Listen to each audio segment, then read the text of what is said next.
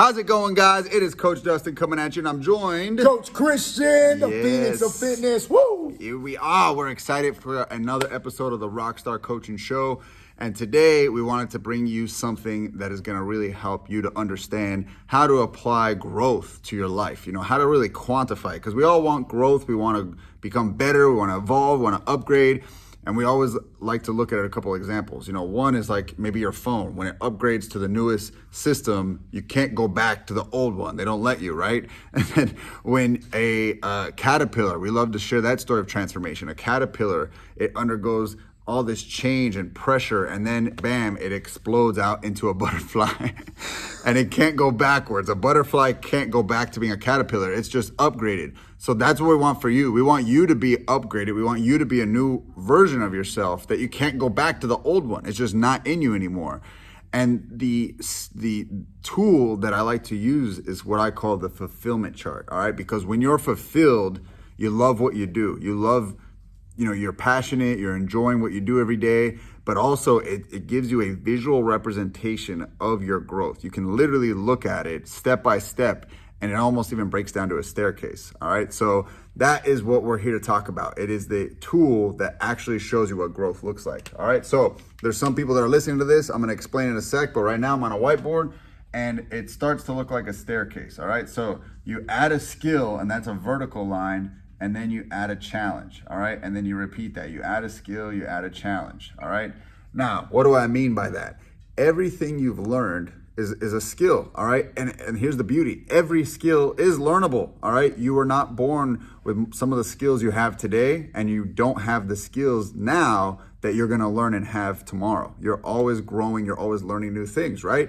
Those are skills. All right. For example, driving a car. You didn't know how to do that when you were born. You didn't know how to do that when you were 5 years old, but you went to driving school. You got a driver's license, and now you have the skill. All right.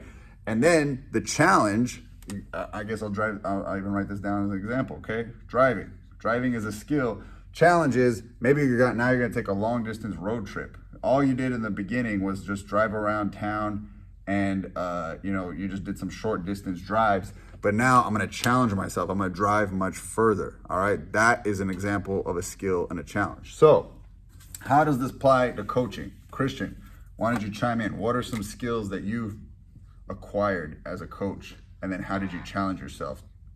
Man, on the mic coaching, like being a coach, and specifically talking about group coaching, but look, let's say you're a one-on-one coach and you're listening in. The thing is that on the mic coaching means how verbal are you? What are your verbal cues like? What is your energy like? And how is it that you're feeding into people? So the thing is that on the mic coaching is the skill. It's the actual skill of being vocal and using verbal cues, but maybe you needed the challenge to apply it to individuals and to make your vocal cues personal, right? Like you gotta be addressing, hey, Mrs. Jones or Dustin, great squat, I love it, but let's keep those knees over those toes. You see, I had to address it very personally, and you gotta learn how to apply your tools into the actual construction site, which for us coaches is the gym. Yep. So maybe you say, I wanna get better on the mic sessions, you learn it, you have another coach teach it, and now you're like, okay, I'm comfortable doing group training. The challenge might be, now I'm gonna run boot camp sessions for a week. All right, maybe I come from a one-on-one background and this is out of my comfort zone, but boom, you acquired a new skill set, and then you added a challenge to make sure that you got the skill set down. And then, hey, it could even go for people that have no coaching experience. It could be your skill you're adding is coaching somebody for the first time. I've only coached myself. I've only given myself a workout.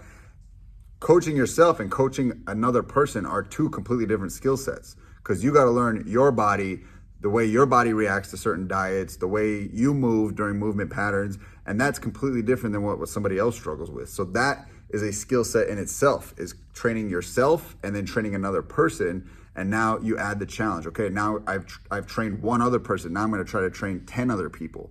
And maybe they're even different fitness levels, different ages. So now you guys following us with that?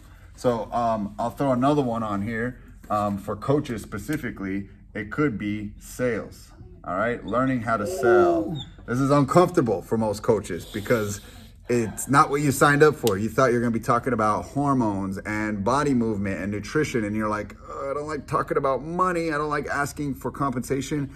But guys, guess what? If you don't get paid and you can't pay your bills, you stop coaching, which means you're no longer making an impact. And here's You're no longer a coach. Yes.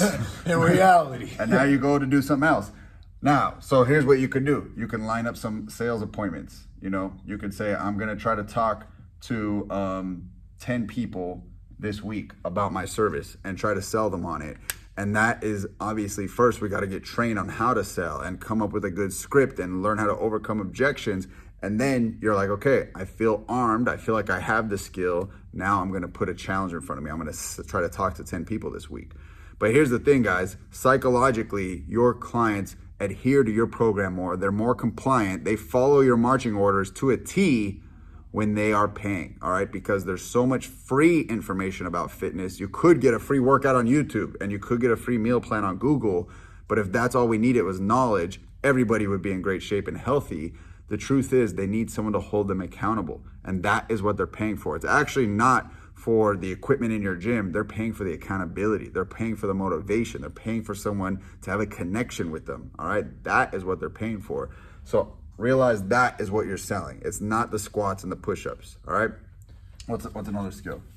Man, well, the skills are endless, but kind of what I want to touch on right now for the fulfillment chart is, in reality, guys, like the fulfillment chart for those listening, because right now we're showing the video, but truthfully, what you need to do is you need to have a vision first, right? Like, what skill do you want to get better at? And then what action are you going to take? What experience are you going to go get? Because if you go, okay, I need to get better at this in order to take my dream to a new level, then the next step, the staircase, is what action did I do to kind of get better at that? So now I can focus on a new skill and a new level. And slowly but surely you're climbing up, to the ladder. But like I said, I just kind of wanted to give you that, like, have a vision, take some action to get experience. Have a vision, take some action to get some experience. But another skill, correct and form. Correct and form is super huge for coaching. Many people are uncomfortable touching clients, touching the knees. It's like, oh my goodness, they're married, they have a ring on their finger. Like, what's going on? How can you be professional and do that? And the truth is that you have to get some action and experience carrying yourself professional. So maybe the action step is to get hands-on with clients, but to tell these clients, you're going to get hands-on with them. Hey, Mrs. Jones, your squat is great, but I'm going to correct you and I'm going to touch your hip a little bit while you touch her. You don't wait for permission. You just kind of give the consent almost, and you move them into a professional position by touching the edges of the body, of course. But this is an amazing skill to work on as a coach. Yeah.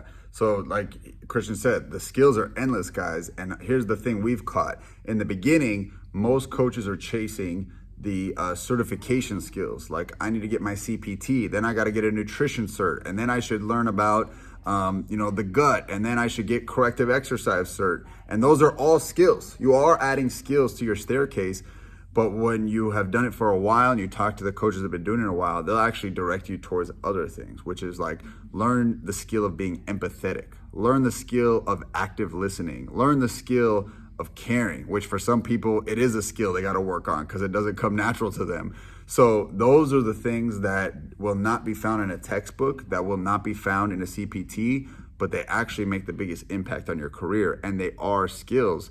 You have to do the internal work of identifying and auditing what is it that I'm lacking in. And the other thing you can do is you can go collect feedback. You can go to your other coaches in your life. You can go into the free group we have, the Rockstar Coaching Academy, and you can ask for feedback. Say, what should I be working on? What do you think I'm lacking as a coach? I feel like I'm strong here. I feel like I need to improve here. Do you feel like that's fair? Do you feel like I'm on the right track, or do you feel like I'm completely getting derailed and sidetracked? That is the most important thing for you to take from this, is that you can take this skill tree and you could go a lot of different directions, but you really need to focus on what is most important at your stage, And I'd like to share just some feedback I got recently from another coach. The other night, I was coaching tons of sessions. I was out on the floor coaching clients. Well, we had another coach in a sales position. She was better in her sales skills. And I asked her at the end, and I said, hey, what was it that I was missing? Truthfully, I feel like those sessions were great, but what was the small detail missing? And she goes, Christian, it was great. Your form correction was there, and you did an amazing job of motivating these people, but you were very, very serious. Like, what I think you can add in is maybe your sense of humor. You know, it's almost like if someone came in and it was their brand new day, they would take you as a drill sergeant, Marine style coach, like drop down, give me 10. And yeah, it was a great workout, but the personal connection, I feel like you can get deeper if you just crack the joke or two. And for me, I almost stopped and I was just like, oh, that doesn't sound like a skill, but it is. It's the skill of building connection, getting personal, making yourself relatable, and almost being able to laugh at yourself. And like I said, I've been working on it the past couple of days, and I'm telling you, clients are laughing more, clients are smiling more, clients are working harder more because they're happy in sessions. So don't think that there's any skill out there that's too minimal to work on. You can take this fulfillment chart and apply it to anything and everything. I almost say like playfulness. Playfulness might be the skill, like playing around, That's exactly having what it is. fun, like not taking us too seriously. Like that's a great skill. I love that. So yeah, guys, what I would just say, I guess, is kind of look at where you are. If you're looking to get into coaching, the skill is probably first certification. Like you do need to get some baseline understanding of the body. Then it might be experience as the skill, like getting in front of people, fixing people's form, going to a live session, asking to internship at a facility. We actually offer an internship program at ours. Then it might be working on the interpersonal skills, the empathy, the asking questions and active listening, the playfulness. That's typically the trend that you see. All right. First people get certified, then they get some experience, and then they fine tune. But I want to point out what complacency looks like on this fulfillment chart. All right. If you don't add any more skills, this is where your complacency lies, okay? And so basically, that is when you are not adding skills and you're not adding a challenge. You've stopped, all right? And that's where you need to identify. Have you got complacent? Have you stopped chasing something new? Did you stop learning? Did you stop getting any more certifications? Did you stop asking for feedback? Did you just stop in general? And you've been doing the same thing for weeks, months, years. That is a hard talk you got to have with yourself. And hey, you might ask for feedback from others, but that is what complacency looks like on the fulfillment chart, is that you are not adding more skills to your tool set. And then if you are, you're not adding a challenge. All right. That's the most important thing. We need both to feel fulfilled at any time in our life. And what I kind of want to finish up with is to kind of touch on that. Progress leads to happiness and motivation. Coaches, where do you get your energy from? You have to make consistent progress. And truthfully, we tell our clients all day long, or our other coaches, what gets rewarded gets repeated, right? Which is why I can't reward average squats, Mrs. Jones, or which is why I can't reward an average session, my coach, right? Like, I need you guys to get better. That's why I'm always giving feedback. But at the same exact time, guess what? The thing is that what gets rewarded gets repeated. So if you end up adding one skill or a few skills, and then you reward that because you're better without ever having the intention of adding another skill, you will consistently repeat that, not because necessarily you're lacking the skills or you're lacking the drive, because you got better in you and you know it, but it's because you chose to reward yourself for only one step on this fulfillment chart, when we already told you the fulfillment chart is a staircase. It's not one step, two step, three steps. It's actually limitless, and you can take as many steps as you need to. And truthfully, back to it, happiness and motivation. Do you ever want to not be happy, or would you like happiness for a lifetime? That means that this staircase is never going to end. It's going to be the staircase of 1,000 miles for you, but it's going to be the most enjoyable process because you're going to get happiness, motivation, and fulfillment out of it. Yes. All right, guys. Well, that's it. If you like this content, you want to see more, join our free group for coaches called the Rockstar Coaching Academy. Just search that on Facebook. You'll see it and you can join in. And until next time, we'll see you at the... I messed up that sign off. We will talk to you or see you. And matter of fact, what we need from you is go take some freaking action. What skill do you need to add into your life? Go add some skills into it. And we'll talk to you when we talk to you. But the next time we hear from you, we better see you being better. All right, let's go. Woo! Do it.